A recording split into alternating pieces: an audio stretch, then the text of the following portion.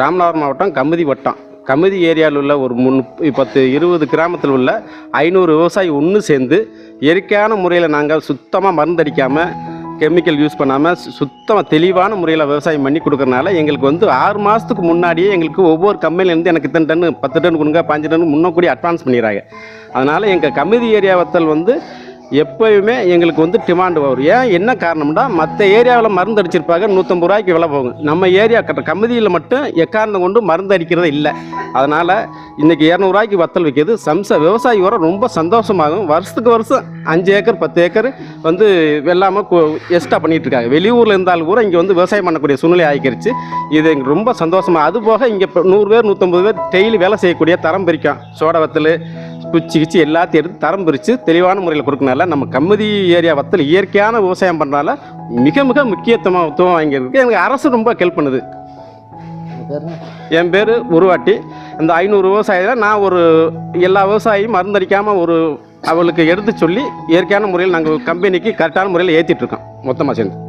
நம்ம கம்பெனி சசகிரி development private limited Bangalore ஒரு 2012 ஒரு 3 வருஷம் இயற்கை விவசாயக்கு மீது விவசாயிகளுக்கெல்லாம் ட்ரைனிங் கொடுத்துட்டு அவருக்கு சர்டிஃபிகேஷன் கொடுத்து ஒரு 2015 அவருக்கு ஆர்கானிக் வத்தல் அந்த நம்ம இயற்கை விவசாயத்தில் மருந்தடிக்காமல் அவர்கிட்ட விவசாயம் பண்ணிவிட்டு அவருக்கு வத்தலை திரும்பி எடுத்துட்டு நம்ம யூனிட்டில் கிரேடிங் பண்ணி சோடா இதெல்லாம் இல்லாமல் நல்ல தெளிவாக வத்தல் எடுத்துட்டு நம்ம வெளிநாட்டுக்கு எக்ஸ்போர்ட் பண்ணிட்டு இருக்கு. வெளிநாடுலன்னா இங்கே நம்ம கமுதி சுட்டு ஊரில் ஒரு 10 ஊர் நம்ம வச்சுட்டு இருக்கு. ஒரு ஊரில் 30 to 50 ஆள் வரைக்கும் இயற்கை விவசாயம் பண்ணிட்டு இருக்கு. அவர் எல்லாரும் சேர்ந்து ஒரு 500 விவசாயி இருக்குது. அது ஒரு குரூப்பாக ஃபார்ம் பண்ணிவிட்டு அவர்கிட்ட நம்ம வத்தல் எடுத்து ஒரு ஊரில் ஒரு ஃபார்மர்ஸ்க்கு லீடர் இருக்குது.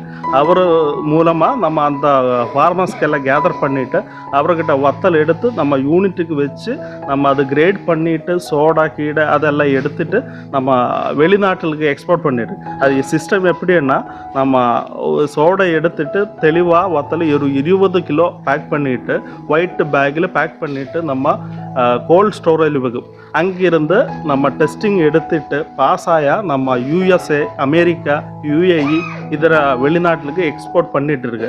இது மூலமாக நமக்கு கிடைக்கிற லாபம் ஒரு ஷேர் ஃபார்மர்ஸ்க்கு விவசாயிகளுக்கு நம்ம அதிகமாக கொடுத்துட்ருக்கு. இப்போ மார்க்கெட் ரேட்டு 180 ரூபா 170 ரூபா நடந்து இருந்தாலும் ஒரு 20 ரூபா 30 ரூபா நம்ம விவசாயிகளை எக்ஸ்ட்ரா கொடுத்து நம்ம பர்ச்சேஸ் பண்ணிவிட்டு எக்ஸ்போர்ட் பண்ணிட்டு இருக்கு.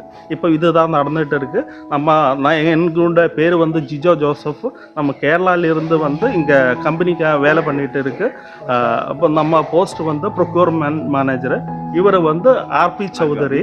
இவர் நம்ம கம்பெனியோட குவாலிட்டி மேனேஜர். வத்தல் குவாலிட்டி எப்படி எல்லாம் இருக்குன்னு இவர் தான் செக் பண்ணிட்டு இருக்கு. இவர் ஊர் டெல்லியில் இருந்து லாஸ்ட் ஒரு 2 months இங்கே தங்கிட்டு எல்லா விவசாயிகள் ஃபஸ்ட்டு அவரை பொலத்தில் போய் லேண்டில் போய் அந்த குவாலிட்டி செக் பண்ணி அங்கே இருந்து பர்ச்சேஸ் பண்ணி மறுபடியும் இங்கே கிரேட் பண்ணிவிட்டு அதுக்கப்புறம் ஒரு 2-3 times குவாலிட்டி எல்லாம் செக் பண்ணிவிட்டு பேக் பண்ணிவிட்டு எக்ஸ்போர்ட் பண்ணிட்டு.